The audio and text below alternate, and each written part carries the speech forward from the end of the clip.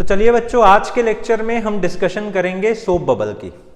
Soap bubble और liquid drop में कुछ सिमिलैरिटीज होती हैं और कुछ डिफरेंसेस होते हैं। जैसे कि लिक्विड की जो ड्रॉप होती है उसमें हम ऐसा मानकर चलते थे कि उसके बाहर एयर का रीजन है और उसके अंदर कुछ लिक्विड के पार्टिकल्स हैं, ठीक है ना। तो ये जो लिक्विड के पार्टिकल्स होते हैं इस तरह से फोर्स लगाते हैं और एयर के पार्टिकल्स बाहर से अंदर की तरफ ऐसे फोर्स लगाते हैं। परंतु सोप बबल में जब हमने माइक्रोस्कोपिक लेवल पर देखा तो हमने ये पाया कि इसके अंदर एक लेयर नहीं होती है, इसके अंदर दो लेयर्स होती हैं। मतलब बाहर भी एयर है और एक लेयर के बाद फिर दोबारा हमारे पास एयर आ गई और फिर से एक लेयर के बाद दोबारा से हमारे पास एयर आ गई। मतलब ये जो लेयर्स होती हैं इसके जो पार्टिकल्स हैं ये लिक्विड के ही पार्टिकल्स हैं, तो हम इसको बोल सकते हैं लिक्विड लेयर ही है, ये लिक्विड लेयर ही है। मतलब ये वाली लेयर भी लिक्विड की लेयर है, बट इसके बीच में जो रीजन है ना, ये वाला रीजन है या फिर इसके अंदर का रीजन है, ये दोनों के दोनों रीजन्स में एयर भरी हुई है। तो जो पानी का बुलबुला आप ले लो या फिर आप किसी भी डिटर्जेंट का बबल ले लो, सबके अंदर एक ही सिमिलैरिटी हमने देखी कि सबसे बाहर लिक्विड के पार्टिकल्स की लेयर है, उसके बाद फिर से एयर के पार्टिकल्स आ गए, फिर दोबारा लिक्विड के पार्टिकल्स की ही लेयर है, फिर उसके अंदर एयर भरी हुई है, ठीक है। ऑलरेडी हमने ये देख लिया था ड्रॉप के अंदर कि जब सिंगल लेयर होती है तो एयर से अंदर वाली लेयर में, मतलब अंदर वाले शेल में जाने के लिए हमारा जो चेंज इन प्रेशर आया करता था ना, वो बेटा 2s/r जितना आया करता था। समझ आ गई ना मेरी बात। तो उसी प्रकार अब की बारी तो हमें कितनी लेयर्स को जंप करना है, एक लेयर और दूसरी लेयर। पहले जब एक लेयर को जंप करना था तो प्रेशर में डिफरेंस आता था 2s/r। अब जब हमें दो लेयर्स को जंप करना है तो प्रेशर में डिफरेंस आएगा 4s/r, ठीक है ना। एक छोटी सी बात आपकी जानकारी के लिए, इसको याद रख लेना, बहुत काम के टाइम पे ये आपको याद आनी चाहिए, ठीक है ना। इसके ऊपर एमसीक्यूज जेई लेवल में भी बने हुए हैं। देखिए, हमेशा सोप बबल के अंदर हम ऐसा कंसिडर करते हैं कि जो बाहर का प्रेशर है, लेट अस सपोज वो आउटसाइड प्रेशर है। जब एक लेयर हमने जंप की तो हमारा रूल हमें बोलता है कि प्रेशर में डिफरेंस कितना आ जाएगा, 2s/r। तो हमारे बाहर वाले प्रेशर से प्रेशर इंक्रीज कितना हो जाएगा, 2s/r। फिर जब हमने नेक्स्ट लेयर भी जंप की तो उसके अंदर हमारा प्रेशर इंक्रीज कितना हो जाएगा, P + 2s/r, again one more 2s/r will be added. तो मतलब जब एक लेयर जंप की तो 2s/r ऐड हुआ, जब फिर से एक लेयर और हमने जंप की तो 2s/r और जंप और ऐड हो गया। तो मतलब हम ऐसा मानते हैं कि बाहर वाली सरफेस के कंपैरेटिवली हमारे जो इनसाइड देखा गया है, हमारा प्रेशर कितना इंक्रीज हो चुका है, 4s/r जितना इंक्रीज हो चुका है। तो यहां के कंपैरेटिवली सबसे इनसाइड हमारा प्रेशर कितना इंक्रीज हो चुका है, 4s/r इंक्रीज हो चुका है। ये छोटी सी बात बहुत इंपॉर्टेंट साबित हो सकती है आपके लिए, इसको याद रखना, ठीक है ना। तो अब चलते हैं हम प्रूफ के पीछे। जब हमने लिक्विड ड्रॉप का प्रूफ किया था पिछली क्लास के अंदर, उसके अंदर हमने कुछ चीजें कंसिडर की थी, सेम चीजें ही आपको इसमें भी कंसिडर करनी है, ठीक है जी। ओके, तो शुरू करते हैं।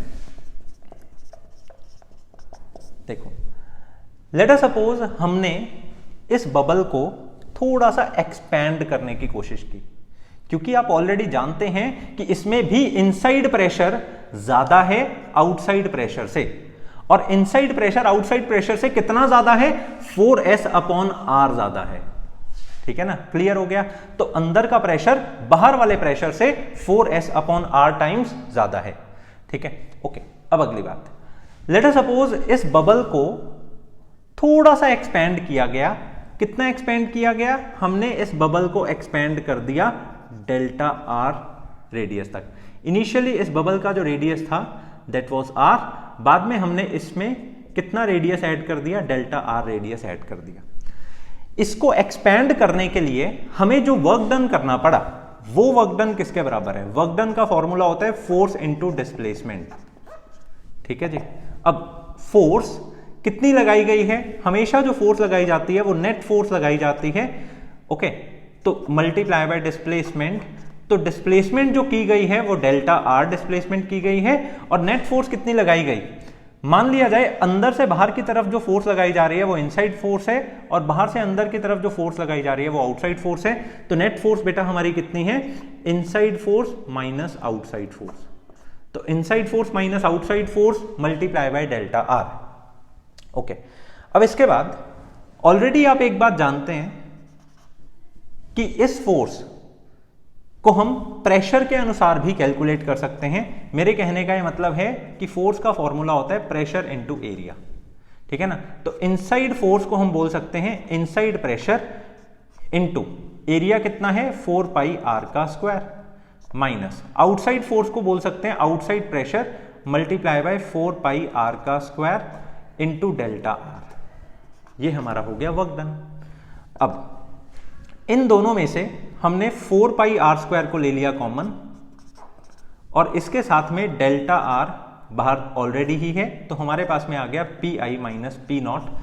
अभी तक जो हमने किया है उसमें कोई चेंज नहीं है, ड्रॉप के लिए भी हमने यही काम किया था।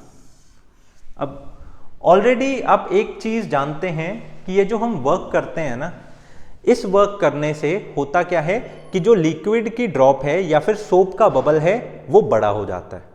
वो सोप का बबल बड़ा होने से उसके जितने भी पार्टिकल्स होते हैं वो स्ट्रेच हो जाते हैं। पार्टिकल स्ट्रेच जब होते हैं तो उनके बीच में सरफेस टेंशन लगती है, और सरफेस टेंशन जब लगती है और पार्टिकल स्ट्रेच होते हैं तो हम ऐसा बोलते हैं कि सरफेस एनर्जी बढ़ गई है, ठीक है ना। तो मतलब इस वर्क करने से एरिया बड़ा हो जाता है, और एरिया बड़ा हो जाने से सरफेस एनर्जी भी बढ़ जाती है। तो सरफेस एनर्जी का फॉर्मूला हम जानते हैं, चेंज इन सरफेस एनर्जी हमेशा बराबर होती है जो भी सरफेस टेंशन डेवलप हो गई, मतलब उन पार्टिकल्स के बीच में जो इंटर एटॉमिक फोर्स लग रही है ना, मतलब वो सरफेस टेंशन वाली फोर्स है। जो भी सरफेस टेंशन वहां पर लग गई उसको हमने मल्टीप्लाई कर दिया किसके साथ में, जो चेंज इन सरफेस एरिया हुआ है, ठीक है जी। तो अपनी नॉलेज में ये चीज ऐड कर लेना कि जो भी हम यहां पर वर्क करते हैं वो वर्क हमेशा किसके बराबर होता है, इंक्रीज इन सरफेस एनर्जी के बराबर होता है, ठीक है। अब वर्क हमने ऑलरेडी कैलकुलेट कर लिया हुआ है, अब इंक्रीज इन सरफेस एनर्जी कितनी हुई है वो हम कैलकुलेट करेंगे, ठीक है जी। ओके, तो चलिए शुरू करते हैं। सरफेस टेंशन तो एस से हम डिनोट करते हैं, मेनली हमें इसमें कैलकुलेट क्या करना है, इंक्रीज इन सरफेस एरिया। तो शुरू करते हैं इंक्रीज इन सरफेस एरिया से। बेटा इंक्रीज इन सरफेस एरिया कितना है, final surface area minus initial surface area. अब होता क्या है, सोप बबल में हमारी बाहर वाली लेयर भी स्ट्रेच होती है और अंदर वाली लेयर भी स्ट्रेच होती है। तो मतलब ये जो चेंज इन सरफेस एरिया होता है ये सिर्फ एक लेयर के ऊपर नहीं होता, ये दो दो लेयर्स के ऊपर होता है, बाहर वाली भी और अंदर वाली भी। तो इसलिए इसको हमने किससे डिनोट कर दिया, 2 से मल्टीप्लाई कर दिया, ठीक है ना। तो फाइनली हमारा सरफेस एरिया कितना हो गया, फाइनली हमारा सरफेस एरिया हो गया 4 pi are plus delta R का square minus initially surface area कितना था, 4 पाई आर के स्क्वायर के बराबर था। तो मल्टीप्लाई कर दिया हमने इसको 2 से, तो this is our change in area. तो चेंज इन एरिया बन गया 4 पाई हमने ले लिया इधर से भी और इधर से भी कॉमन, ठीक है ना। 2 ऑलरेडी बाहर है तो अंदर ब्रैकेट के आ गया आर प्लस डेल्टा आर का होल स्क्वायर माइनस आर का स्क्वायर, इस तरह से। तो 2 4 8 पाई बाहर है, और अंदर सॉल्व करके हमारे पास में आ गया A square plus B square plus 2r delta R minus R square, ठीक है। आर स्क्वायर कट गया आर स्क्वायर से, हमारे पास में आ गया 8 पाई इंटू डेल्टा आर का स्क्वायर प्लस डेल्टा आर का square plus 2r delta R. Okay, एक चीज हमने यहां पर नोट की कि हमने जो इंक्रीज किया ना सरफेस एरिया का, हमने जो यहां पर इसके एरिया को इंक्रीज किया वो इंक्रीज इन रेडियस बहुत स्मॉल है, मतलब delta R is very small, ठीक है ना। तो अगर बेटा डेल्टा आर बहुत ज्यादा स्मॉल है तो हम ऐसा बोल सकते हैं कि डेल्टा आर का स्क्वायर जो है वो निगलेक्ट हो जाएगा, ठीक है।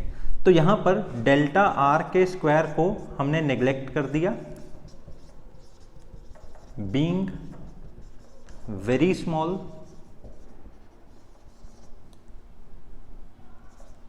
ठीक है।